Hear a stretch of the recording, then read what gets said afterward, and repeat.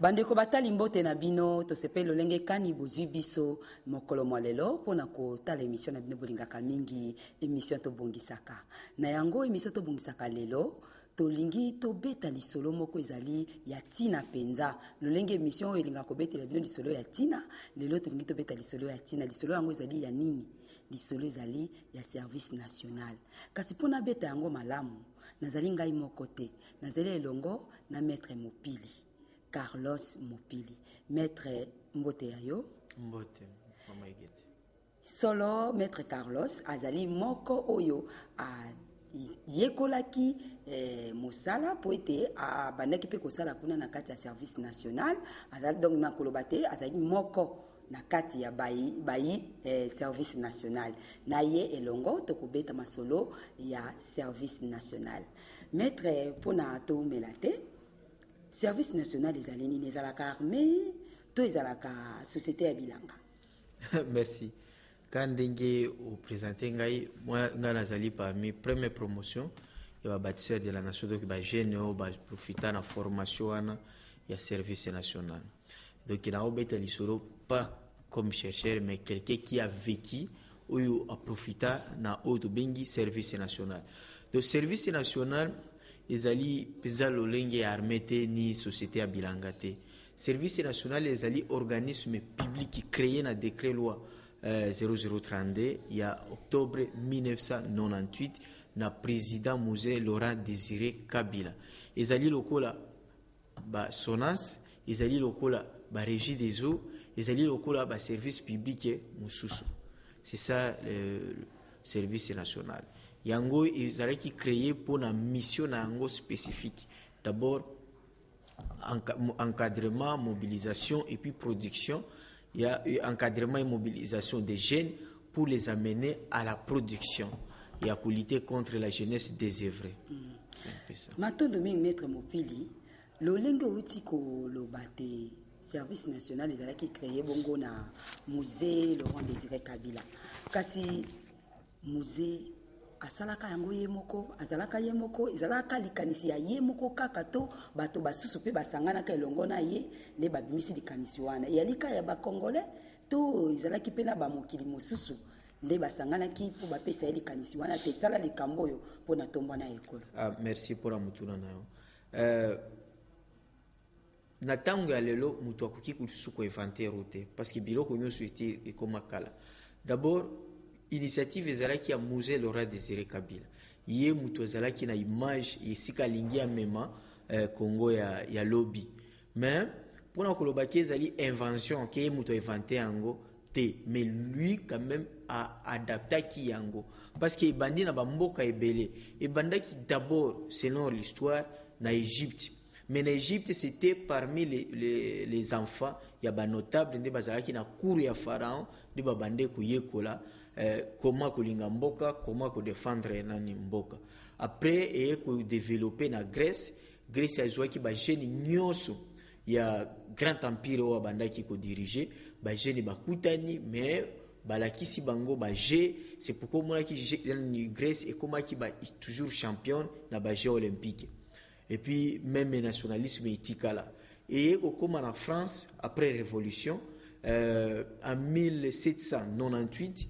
à partir de Jean-Baptiste Jourdan Ndemutu a influence qui va voter loi wana que service militaire est comme obligatoire. Maintenant en France c'était rien d'abord que ezalaki pona autodéfense et pona ko protéger mboka. C'est-à-dire wana sokoti na histoire. Na histoire ya ba mboka mususu.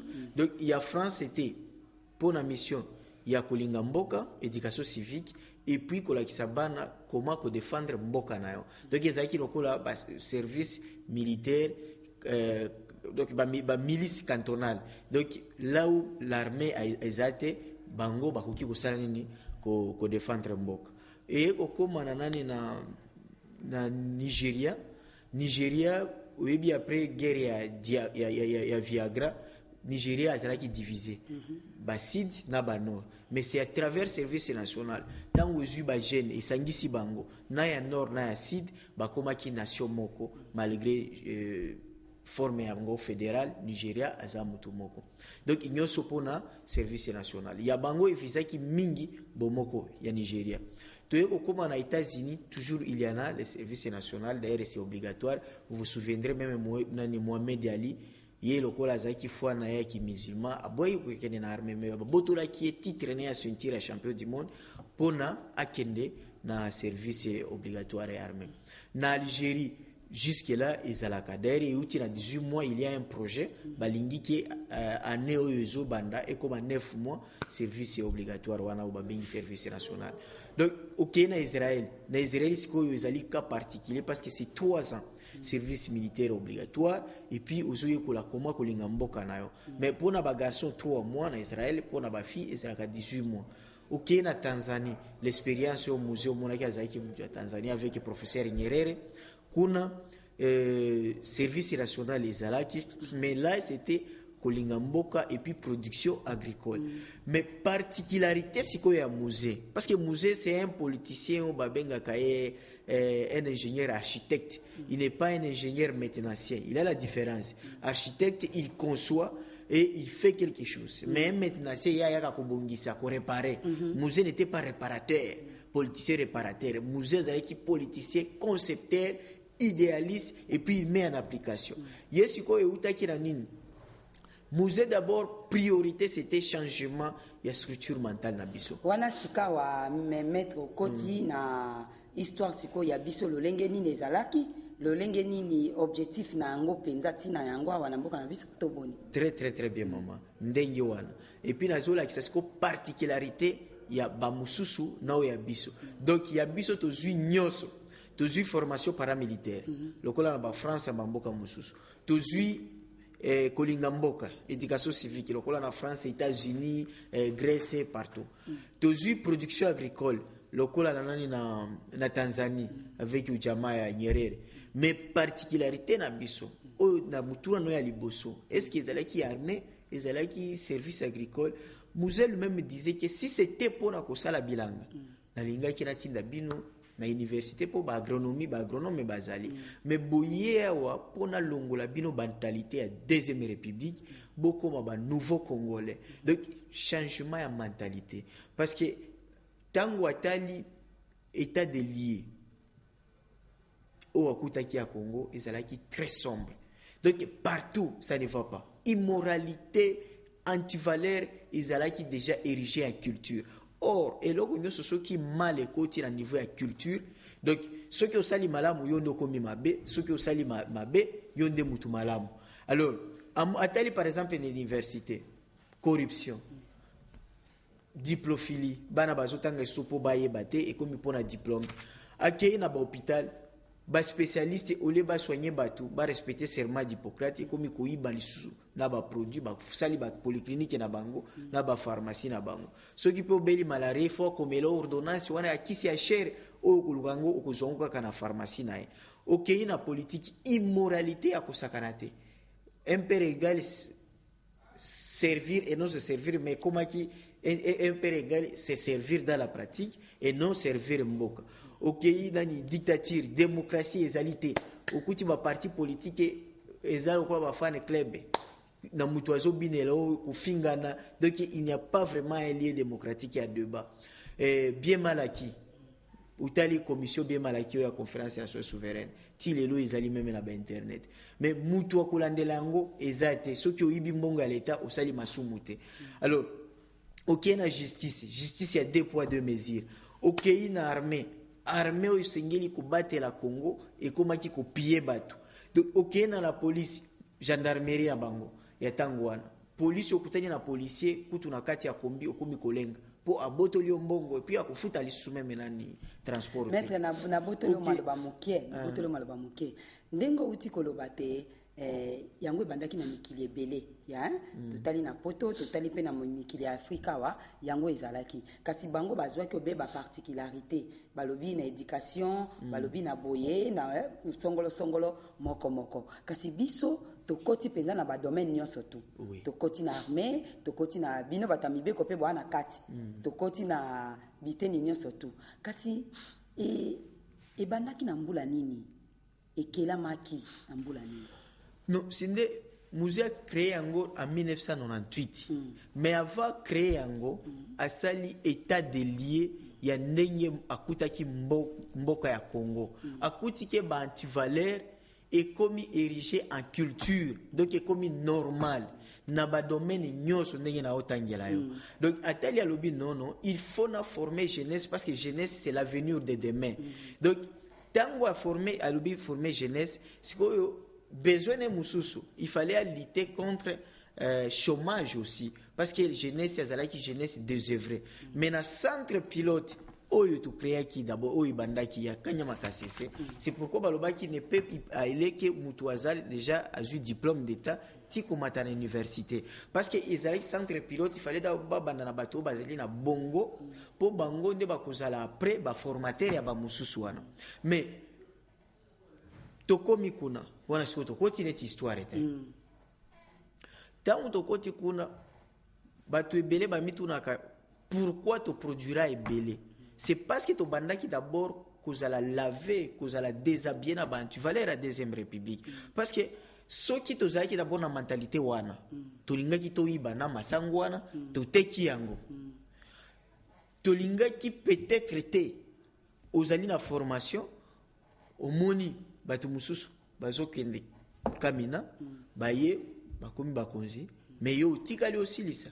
Donc il fallait d'abord kolinga mboka et puis to komaki na niveau wana basokola mutu et puis pona kosokola mutu nani musée azaki na chance mingi parce que na ibandeli projet yango ezalaki ebandaki na ba kokoso azalaki ko espoir trop na ba chinois mais secrétaire ya Nations Unies et non ya Amérique asalaki détourna pona kosala nini ko bloquer ba aider bisote ti aye ko recourir na ba ex-phase kozwa kitona na ba encadreur civil ba kitaki tango ba kiti nde omoni mokonzi ya biso commandant central c'était le général Kalume.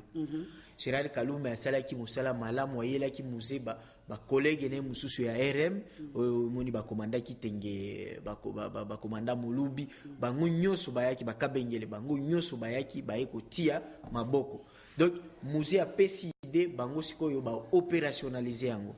Mais tango to komi kuna mais makambo ya kokamwa parce qu'à cette époque moi j'ai quitté l'université de Kisangani na komi tozalaki na mwa mapeka toyebika ke non tozaba université mais makambo na kutana kinango mama igeti na yeko sentir que oui sur le plan même intellectuel tango na kutani na ba oyo ba officier ba uti na RM na FO utali niveau na bango o comparer na ba chef de travaux na ba professeur o komi komona ke ba oyo ba leki ou ba koki kozala niveau moko ba guider biso na ba raisonnement to koti ezalaki 600 par province donc 11 provinces tozalaki 6600 ba kaboli biso na 6 groupements chaque groupement 11100 bâtisseurs na chaque groupement pe ba kaboli bino en compagnie donc compagnie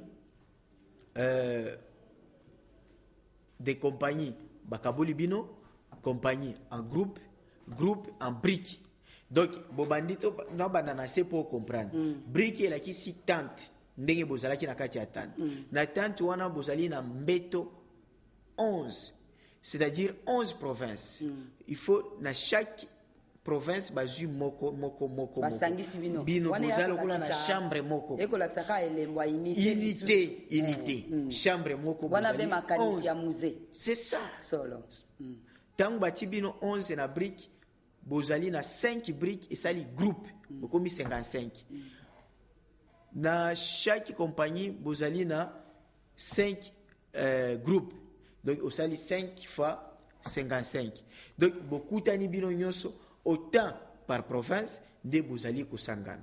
Il y avait maintenant nani général Kalume apesa ba mibeko pe oyo tie na musée oyo zaki appliquer na ba colonel Ndombe et que mutu moko te soki ngai nazobela ou bien nazolia na sali makusana ngai ya pembeni ya ndero na cuisine collective soki yo oza mutu ya Kisangani okoki soki garde malade na il faut azala mutu ya Équateur ou bien à Bukavu soki mutu ya Katanga et que bamoni ke ozolamba ensemble na ndeko na ya Katanga ozui punition il faut yo mutu ya katanga soki olingi osala makusa il faut osala yango na mutu elongo na moninga na ya yo bakongo donc barenforça eloko yango na ebandeli mpo ntango toyaki tozalaki na tendance ya kozala habitue na ndenge boyaki na mais après 3 mois toye komona ke tokomaki plus proche et puis ti lelo soki nakende neti na bakachachi ube nakende na basika mosusu okomona baoyo tozalaki na bango brique moko ube groupe moko ube compagnie bakoma lokola bafrère na ngai mais baoyo sikoyo ya bagroupement mosusu bakomi lokola bademi frère non oyo ya groupement bakomi ya demi frère boyo ya bagroupement mosusu bakomi lokola bacousin donc tokomi plus lié na oyo ekotaki wana ti ndenge ya wana donc eloko wana mpona musée avizaki nini avizaki après bacentre wana parce que centre oyo ya Kanyama Kasese après kosila tozalaki bato ya kotonga bandako et puis bato batikala kuna et créer centre urbain où ezali multiculturel. C'est là où on parle de brassage culturel. Donc okuti ba ekolo nyoso na kati ba langue nationale nyoso na kati tozoloba yango kuna. Wana bozaki na province nini bo kenda kosala? Wana na Kanyama Kasese na Katanga. Donc dernier territoire où ezali entre Katanga na Kasai. Donc na époque belge Kanyama Kasese c'était centre ya liboso ya production ya maïs nde kukuta séchoir ya liboso pe na Afrique ezali wana ya kokausa maïs donc pona musée après wana Kanyama Kasese il fallait tikala centre urbain et puis lelo tikala centre urbain kukuta ba ikolo nyoso mais tikala centre urbain mais côté wana ezaka ka propre ndako yango centre yango ezaka ka pena na kolandema eza pena ndenge ezalaki kande muzatika kiongo to beba na moni na tango tozalaki vraiment makoki ezalaka ebele vraiment tozalaki na ba groupe électrogène ba panneaux solaires en tout cas tosalaki banzela donc toyekolaki misala ebele. Tout ça c'était quoi pour un musée vision nae ezalaki na centre wana a créé premier centre urbain oyo kokoma ville lobby oyo ezali na bekolo nyoso ezali teke oyo mboko oyo ezali ya bakongo obia bangala obia bakasai donc bokutani bino nyoso touti mboka toye kosala mboka na biso oyo tobengi tozali biso nyoso bana ya Congo donc brassage culturel et la kisi unité nationale ya oyo siko ya musée ezalaki à niveau ya C parce que il faut unité banda na C contrairement à la vision ya Mobutu avant 90 c'était azui gouverneur ya Mokongo atindie na Bakongo ya Katange atindie na Bakongo ya Bakongo atindie na Kivu. Oui, ezalaki malamu mais ezalaki un individu. Mais ici on voit c'est tout un convoi contingent ya ba jeunes bilenge ensemble. Bon kasi ye azwaki pena likanisa kozwa bilenge pona kotalisa nini bilenge wana poni azwaki bampaka te. Donc, Tobandaki d'abord, la formation de base, c'était l'éducation civique et politique. L'éducation civique et politique, presque cycle nanga gradué à sciences politiques. Là, j'avais dans prérequis à histoire politique du Zaïre, du Congo. Mais façon babande kotangi c'est la biso histoire ya Congo, kuna na service national. Aucune université na Congo na notangisa yango te parce que et orienté ki ngai ti lelo raisonnement na ngai to bandi na époque précoloniale to zalaki na deux tableaux côté ya valeur et anti-valeur ba état traditionnel oyo ba roi msiri ba roi ya roi me Congo ba ilunga bidi totally qu'est-ce qui était côté positif na bango côté négatif na ngo zalaki nini to kei na époque coloniale malamu nini Belge ya sala, roi Baudouin ya sala, na mabe nini basala. Nyoso bazola kisa mutu oyeba ke mutu nyoso azali na malamu na mutu nyoso azali na mabe na. Bakisite, balongolite, bazobeta pena bosembo ndenge ya muzala. Bosembo et puis bino pe bozo participer. Tokei ti na deuxième république. Yeba ke na tango wana bato babando kanisa ke non tout ce qui était Mobutu, tout ce qui est zaïrois était négatif. Mais na service national, totangi ke non malamu ya Mobutu ezalaki boy mabe ya Mobutu ezalaki boy donc wana omoni ke mutu nyonso oyo azalaki bâtisseur de la nation déjà ayebi ke non côté ya Mobutu azali kolinga mboka mabe na yeke entourage na ye abandaki kosala nini kosanctionner yango te donc nyonso wana totangaki yango epuis toyekolaki yango. Ça c'est na niveau ya éducation civique et politique balakisi bino bakomisa bino na niveau ya koyeba ke intérêt ya mboka linga mboka kolinga yo moko. Donc mama igeti wana atana zali moibi atana za mvute vomena iba yo stylo ke koiba stylo ya RTNC parce que soki oibeli stylo ya RTNC ezali institution ya l'état oibeli 65 millions de Congolais. Donc iba moninga no journaliste koibela RTNC te soki oibeli RTNC oibeli 65 millions de Congolais. Donc voilà ce que nous on avait. Contrairement à la Deuxième République, il y a l'État, au sali mabete. Donc, il y a une formation paramilitaire. Formation paramilitaire est très importante parce que et pesa ki biso kolinga mboka na koma ko défendre mboka ko défendre pe na ndenge zalaki ba projet ke to kokende na ba centre tant bo produire il faut boyeba pe koma ko batela production na bino parce que ceux qui bozo produire ke boyebi ko sécuriser production na bino te monguna koya akokati sangamo. Et puis côté kuna pe to zalaki na toujours qui formation à haut niveau parce qu'on avait beaucoup d'instructeurs général Kalume ayela ki biso ba programme moko ya malamu et que tous ala ki la discipline partout babande ko envier biso OK na 4e région militaire bazolinga to ya kaka bazwa bino même non busili cité na kamina pe parce que tous ala ki discipline même temps on a kendaki na groupement des écoles de vol na pilotage na ndolo. Je suis arrivé en retard à 6 mois, mais je me suis distingué parce que Naouta qui déjà la base où ils allaient qui costaud. Côté et puis qu'on a fait au yekolike ceux qui ont sali mosala armée, ils allaient pour défendre Mboka na ba Congolais parce que mutu moko te akoma ka officier na Minerval ya famille na e. Donc yo ceux qui ont sali général ils a famille no tende foutela ki au Minerval. Ils allaient mbongo impôt ya peuple congolais. Donc qui général non, il faut pour défendre Congo, pour défendre peuple. Donc c'était ça. La formation agro-pastorale, agriculture mécanisée, comment produire avec des systèmes professionnels, tracteurs, engrais, chimiques et tout comme ça. Mais nous toujours avec le management africain, le communautarisme, donc système coopératif, parce que biso africain, on ne peut jamais devenir riche seul. En état solitaire. Richesse c'est la biso ba africaine poto koma ba riche, il faut to sangana bozala en groupe de boko koma na résultat. Il faut to sangana poto to koma en groupe pour te toli ba kolonga pour te mboka na biso pe richesse na biso etombwana. Maître Mopili to komi ko kita pona ko koma na mwasuka émission na biso. Masolo na moni ya masolo moko ya minene eza puma ya motuya na kolingana bengi so lisusu pour te te bana kokoba kasi ya mbobiso to suki se mission na biso na nina lobate avantage nini ya makasi oyo yo zwa particulièrement pona yo moko pe pona ba jeune bozalaka na bango. Avantage c'est belé. D'abord par rapport à moi-même et peut signer déjà l'imère à comment ko réfléchir parce que moni musée azali mutu toloba na Afrique azali okola référence ya ba Mao Tse-tung ya ba Karl Marx ba Chenkata Diop c'est mutu alobi azongisi alongoli on a complexe parce que tala tilelo na mboka na biso tu vas voir mutu ata tangi na ba Sorbonne wapi soki azalaki na base idéologique était obiso tozui même un breveté à pamba ya mondele akoya kokosa ye alandi bomona kango te yoza journaliste OK parfois pas ba bikozi mususu po tie micro akomi olata ki ndenge nini moi même journaliste moko ya mondela ye na sengle balekisi mbango omoni complexe wana biso balongola biso complexe wana ba yebisi que Congo ezali le pays le plus riche du monde donc ndenge na za congolais nazali fier na koki jamais ko envier ou bien ko changer nationalité na ngai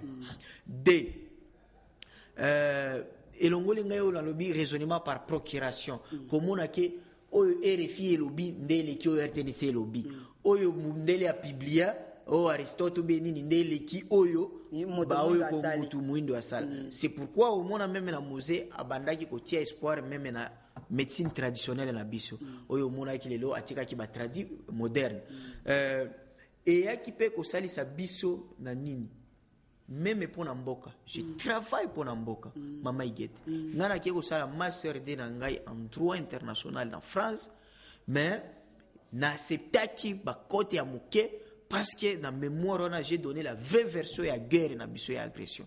Et j'ai cité nommément ba multinationale wana. Alors que moko ba professeur azali avocat ya ba multinationale wana. Alors ngai directrice na ngai lobi longola ngai lobi na kolongola te pona vérité etika mémoire ezalai wana mais po ba publier yango même na internet et ça là qui même 2 mois na retard. Donc au moins déjà eloko wana ezali pona kolinga mboka et même lelo tozali na société civile na droit et na kutaki ba ONG wana ezalaki ba ONG moko ezalaki au service ya bato ya libanda mais la lelo po ezalaki biso tozali na capacité à contamination mais dans le sens mena ya ba valeur patriotique donc nakokuta batu boye nakolakisa bango ke tala tokoki kosala boye mais tala d'abord mboka na biso liboso tala d'abord bandeko na biso ba congolais ba africain na batu mususu donc esalisi ngai na ndenge wana esalisi ngai na oyo musala nazosala ya chaque jour na kati ya droit de l'homme parce que déjà na utaki déjà na humanisme wana ke kolinga mutu nyonso tozali biso nyonso ba congolais mais esalisi pe ngai na confiance kobanga liwate kokanisa teke musalo tosalaka tozalaka tokutana ba empoisonnama ou be ba risque ya ba téléphone te tokutana kana yango mais lokola ba format biso ke le mal il faut ko dénoncer parce que eloko moko na bosani biso ba formé biso lokola na église te ke batei bino bolobi amen on nous a formé par des exemples je termine aussi au mona biso ndenge ezalaka soki commandant na yo ozali nanu lokola recrit ou be boule aibi apesi yo biloko moke oke kofunda ye pe ya colonel akobengisa na yo basambisi et puis soki oza na raison ba condamné omona ngo wapi na Congo mais biso déjà to vivra ba exemple wana donc to vivra paradis ya Congo na kati ya Congo na service national solo lokola ngongeza kangonga na lingo résumé kana bokuse sikawa service national ezawa pe kufa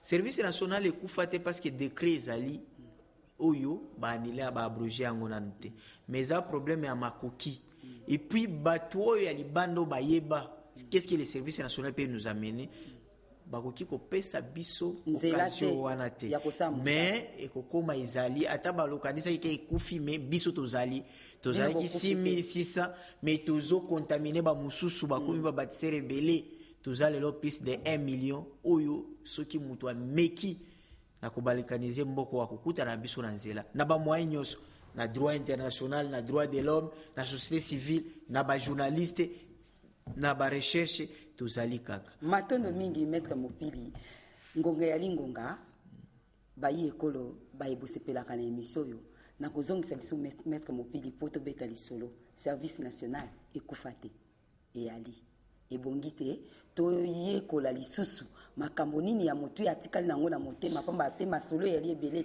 lisolo pe yaleki elenge na sepeli mingi pamba te bolandi biso na bokebi tolobeli lisolo ya service national tolobeli tina na yango ebotamaka na mbula nini na mobu nini nde toyebisi bino kasi nalingi bino bayebotali biso bolanda exemple oyo bolinga mboka pamba te yango esalamaki po ete biso bayeto botami na kati ya mboka wana tozala bato ya yambo ya kolinga ekolo mondele ete ya kolingelo ekolo yali yo moko botikala malamu matondo na équipe technique nyonso esungi ngai matondo na badirecteur nyonso oyo basetenaka émission oyo na bosani te bato basimbi caméra Ramadan donc bango nyonso tu matondo botikala malamu tokutani na bino mikolo mikoya